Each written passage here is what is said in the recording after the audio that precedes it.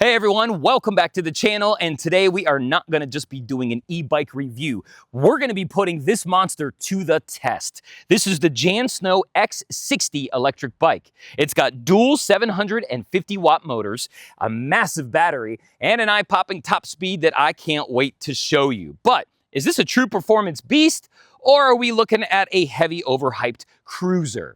My name is Hobart from HobartReviews.com. Thanks for joining me today. And this bike normally sells for $2,599. But at the time of filming this video, they've got it on sale for just $1,380. Plus, they're running a summer sale right now, which gives you an extra $100 off. That's a great price, but just because we have a great price doesn't necessarily mean we have a great e-bike. So in today's video, I'm going to be putting the X60 through its paces, and we're going to find out what they did well and what they need to do better. And of course, we're going to get some real range results by the end of the video. We got a lot to get to today, so let's go ahead and get started. Now, before we talk about performance, let's talk about the first hurdle you're going to run into, and that's assembly. My box did not include an instruction manual, and from what I read online, that seems to be a common problem. Now, I did find one on their website, but unfortunately, it's incredibly vague. They really only show you how to install the front wheel, but I had to install the pedals, I had to install the handlebars, I had to install the screen, which it's in its own separate box for some reason, and I had to install this whole front headlight and blinker assembly. Now, because of the lack of information in their instruction manual, it took me several hours to put this e-bike together. And that's a con right out of the box. All right, well, now that we got assembly out of the way, let's go ahead and look under the hood here on the Jansno X60. First, this is a heavy e-bike. The frame is made of high carbon steel, and it comes in at a massive 120 pounds. And that has to do with this huge battery and, of course, the dual motors that we have. And speaking of those, this is my first dual motor e-bike review. So we've got twin 750 watt motors for a total of 1,500 watts and 120 Newton meters of torque. And I'm going to show you how torquey and how fast this is here in just a few minutes when we head out on our ride. All right, let's go ahead and talk about the battery real quick. The X60 has a 48 volt, 23 amp hour lithium ion battery. Now, they claim we can get a range of up to 45 miles under pedaling and just over 30 miles under throttle only. Now, we all know that was done under special, specific test conditions, and you're going to want to stick around. Later in the video, I'm going to give you real range results from our test ride today. Now, it is a removable battery. They do include 2 keys, and to remove the battery, you're just going to open this little cover right here, unlock the battery, and you're going to lift it out just like that. Now, this allows you to bring the battery inside instead of the entire e-bike, whether you're at home or maybe you're out and about running errands or maybe having lunch and just need a little extra charge before you continue on your ride. Now, when you're done, you're going to put it back in by putting it on this little track, locking it up, closing the cover, and you're ready to go. Now, here's a big point of contention. At the top of their website, above the price, they say that this bike has a torque sensor and mechanical disc brakes. Well, both of those are wrong, but let's talk about the sensor first of all. This has a cadence sensor, not a torque sensor. And for those of you who don't know the difference, the cadence sensor, as soon as you start pedaling, it senses it and gives you all the power. And at a certain point, you're not going to be able to keep up with the pedaling, the resistance goes away, and therefore you don't get any exercise. Now, with a torque sensor, it senses how much pressure you're putting on the pedals and only gives you that much power, which allows you to keep up with the pedaling, have resistance, and therefore get exercise. Now, at this price point, I would expect this bike to have a torque sensor, so that's a little disappointing. Now, for tires, we have these 20-inch by 4-inch wide fat tires. Now, they do have some tread on them, so they should be good for both on-road and off-road conditions, and we're going to test that out here in just a few minutes. Now, you'll notice we have no spokes. We actually have mag wheels, which is a really nice upgrade, and for brakes, we have 180 millimeter rotors and hydraulic disc brakes. Not mechanical like the website says, they are hydraulic disc brakes. And I love how they made these calipers red. It adds a little bit of color to this black wheel. The X60 does have front and rear fenders, but they are plastic, which is kind of cheap, and they make a lot of noise. Plus, this back one has me really confused. Now, if you think about it, when you're riding in wet or muddy conditions, the water or the mud is going to go in the direction of the tire. In this part of the tire, the water and the mud will be going down towards the road, while back here, the water will be coming up towards your back. Why they would put a fender up there when we actually need it back here has got me totally confused. So if you're gonna go riding on this bike in wet or muddy conditions, don't wear your favorite shirt because you'll be sorry by the end of your ride. The X60 has both front and rear suspension. Unfortunately, it's not adjustable, so it is what it is. The front is dual fork suspension, and the rear, we have this shock right here under the seat. Now, in a few minutes, when we go out on the ride, we're gonna be testing the suspension in some really rough conditions to try to see how good it is and if it smooths out our ride. For gears, we have the Shimano 7-speed shifter here, and typically I see the Shimano Tourney derailleur, but this one is called the SIS Index. Now, I'm not sure if that's better or worse than the Tourney, but that's what we've got here on the X60. Now, up on the handlebars, we do have the standard 7-speed gear shifter where you push the lever here to go from 7 to 1 and push the button to go from 1 back up to 7. All right, taking a look at the rest of your cockpit, we have some controls over here on the left side. We'll start here. This button right here is for single and dual motor. If you want to ride in dual motor, you push it in, and if you want to ride in single motor, you pop it out. You have left and right blinkers, and you have a horn button down here. Now, in your control panel, you've got a power button, a headlight button, an info button, and an up and down button for your pedal assist modes. And of course, you've got a hydraulic brake handle there, and then a hydraulic brake handle here, and your half twist throttle here on your handle grip. Now, in the middle, we have our LED screen. Now, if I long press it, you're going to see a code comes up. Now, that is for a password, which I believe is 1234. But it's much easier if you use these NFC cards, which work most of the time. We'll place that in the middle. As you can see, the screen comes on. Now, down here at the bottom, we've got our odometer. If you push the info button, it gives you your trip, your max speed, your average speed, your voltages, and a whole bunch of other good stuff. Over on the lower right, you've got single and dual motor indicator. You've got your pedal assist mode up there, and you have your battery level right there. Now, there is an issue with that battery level indicator, and I'll talk a little bit more about it when we go out on the ride here in just a few minutes. But that's a look at the screen and the rest of your cockpit. For lighting, if you like to ride at night, you'll be pleased to know that we have a nice big motorcycle style LED headlight up front. Now, it does work well, but I wish it had a little bit bigger field of view because when riding at high speeds at night, it's a little hard to see things way out in front of you. Now, on each side, you do have left and right blinkers, and you can control those from your control panel up here. As you can see, there's your left blinker, and there is your right blinker. Now, if you go around to the back, you do have a built-in tail light back here that does indicate when you have a blinker on. Unfortunately, when I got it, I think they either forgot to put a nut on this stud right here, or it was so loose that it fell off during riding. So right now, I am missing one nut, and as you can see, it's a little bit loose, so I need to find another nut to finish tightening down the rear tail light. But that's a look at your lighting. Now, keeping with the theme of the motorcycle look, we have a Moto style seat here. It's nice and long. It's definitely got room for 2 people. The maximum rider weight is 330 pounds, so the bike can handle it. But my question is, how comfortable is this seat gonna be after 10 or 15 miles of riding? How many butt breaks am I gonna have to take because of the seat on today's ride? Well, that is yet to be determined. Another thing I wanna show you is that if you're a taller rider like myself, and you're getting an e-bike so that you can get exercise, which we've already determined with a cadence sensor you're not gonna be able to, but if you wanna do some pedaling, as a taller person, you're gonna have trouble. I'm 5 foot 11 inches tall. They say riders up to 6'2" can ride this bike. Now, when I pedal, look how high my knees come up to my chest when I'm pedaling. It's really uncomfortable to ride and pedal at the same time with the seat not being adjustable. So I would say that this bike is better for shorter people, not so much taller people. But if you did want to ride it like a motorcycle like I have been so far, you just put the pedals in the middle and you just twist your throttle, and it's very comfortable to ride. But don't think that you're gonna do any pedaling when you're a tall rider like me, because your knees come into your chest and it really is uncomfortable. Well, now that we've gone over everything there is to go over here on the Jansno X60 e-bike, what do you say? Let's see what all these features and specs actually do in the real world. So what do you say? Let me grab my helmet. Let's get started. All right, so I'm gonna start off with a top speed test. I wanna find out how fast we can go in single motor and how fast we can go in dual motor. I also wanna find out how much difference there is in acceleration between the two. So right now I'm in single motor, I'm in pedal assist 5. Let's go ahead and hit the throttle and see how fast we can go. All right, so a little bit of a slow start. This is a heavy bike.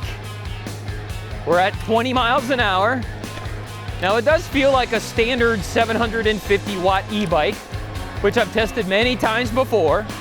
26 miles an hour, 27, 28, 29, We're at 30. Looks like about 30 miles an hour is where we're gonna top out in single motor. Now, let's go ahead and put this baby in dual motor and do the same thing. Ready? Dual motor, pedal assist 5. Let's go. Whoa, definitely more pickup on that one. We're at 20 already. 25. 27. We're at 30. 32, 33, 33.3, 33.6. All right. Woohoo! All right, well, there definitely was a difference in acceleration between single motor and dual motor. I mean, you can hear the front wheel peel out. Watch. So the front wheel peels out. We're in dual motor. Now, there was only about a 2 to 3 mile an hour difference between the top speed, which was interesting. I figured there might be a little bit more than that, but that's pretty cool. In single motor, you can still get up to 30 miles an hour, but the true power and acceleration comes when you get into that dual motor. That's a nice top speed test. All right, let's talk about the pedal assist mode. So you have 5 of them. If you have it in 0, the bike will give you no help at all. Now we're in pedal assist 1. Let's go ahead and pedal and see if it will get us up to a certain speed or what. Okay, you can see about 12 miles an hour. We'll go to pedal assist 2. And we're up to, it looks like 18 or so miles an hour. Keep an eye on my knees. As you can see, my knees are coming up really high. It's kind of uncomfortable, but let's keep going. Pedal assist 3.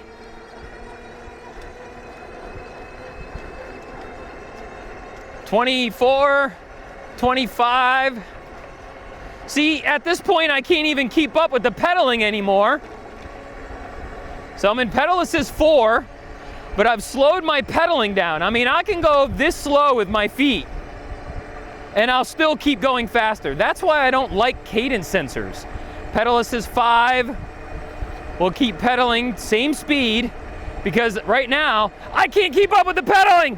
So we're gonna have to just ghost pedal, but it looks like it'll get us up to around 28 miles an hour under pedaling. Now, if I hit the throttle, we're gonna go all the way up to 30, 32, 33 miles an hour. All right, so now I wanna do a quick suspension test. These are some pretty big rocks. They're about that big, and there's a bunch of them here. And I like to ride over this to test suspension on the scooters and e-bikes I review. So let's go ahead and ride over it slow and see how well it does, and then we'll kick it up a notch and see how it does when going fast. So we'll start off going slow here. As you can see, there's some pretty big rocks. We're doing 3, 4 miles an hour. Not bad at all. The suspension is handling it nicely. Not bad. All right, so let's turn this baby around.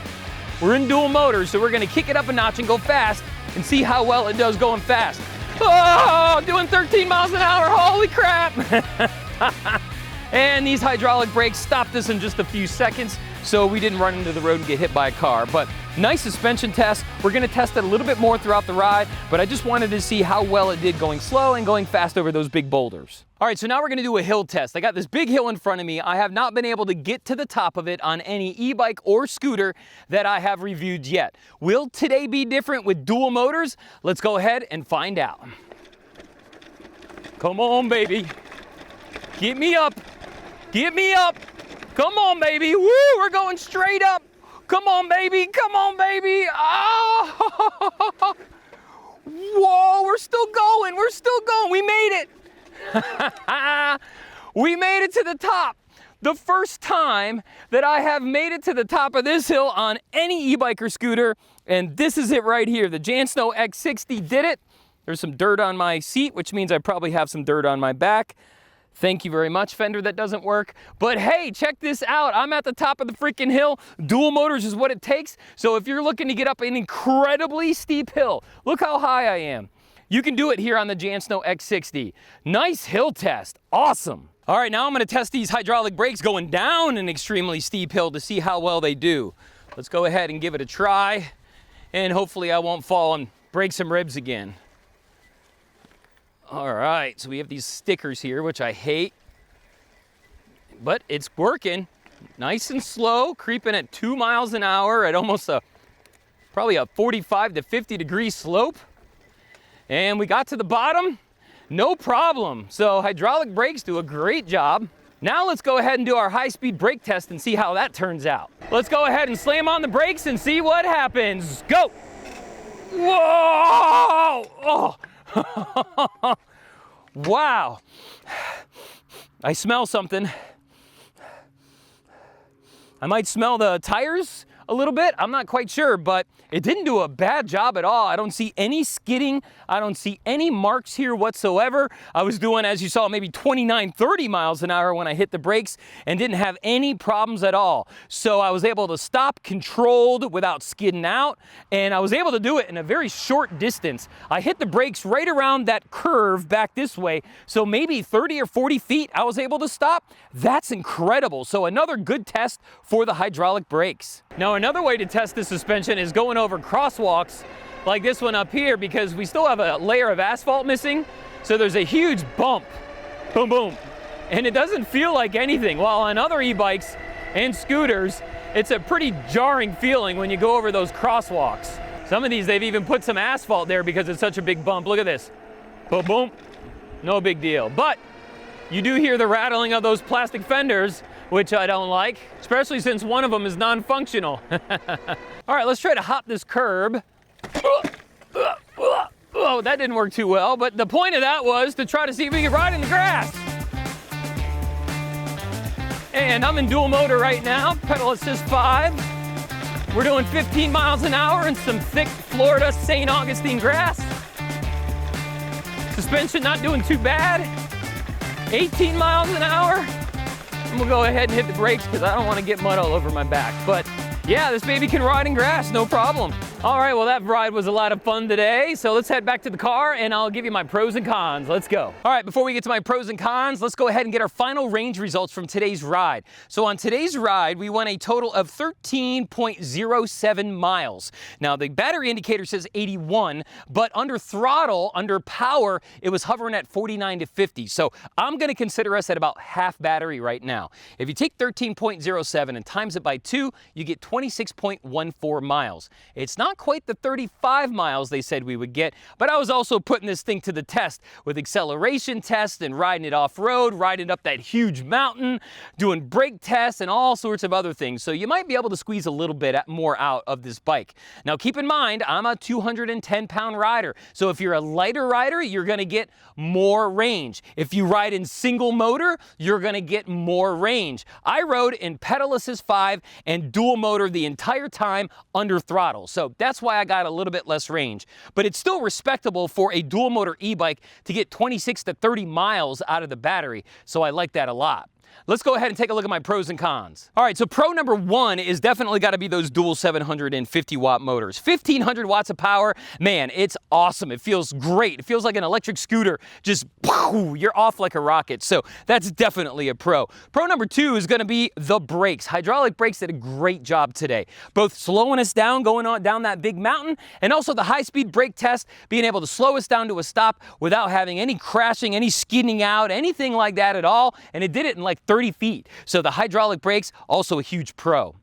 The suspension did a great job as well. Even though it's not adjustable, it worked well. From going over those big rocks that we went over earlier, to going over those crosswalks that had huge bumps in them, to cracks in the sidewalk. It's just really nice. Plus, when you're riding, any little bumps you hit, you don't even feel. It smooths out your ride, so the suspension also is really nice. And I'm pretty happy with the range. 26 to 30 miles or so with throttle only, with dual motors and pedal assist 5 the whole time, doing everything that I did today. That's pretty good. I would trust this to go on a long distance ride, while some other bikes, maybe not. So the range is definitely a pro. Now, there are a few cons that I would say, and I gotta point them out. Con number 1 is gonna be the assembly. The fact that the instruction manual wasn't in the box, and when I found the instruction manual, it was very vague, and so I had to figure out how to put all the bits and pieces together on this thing, which took several hours.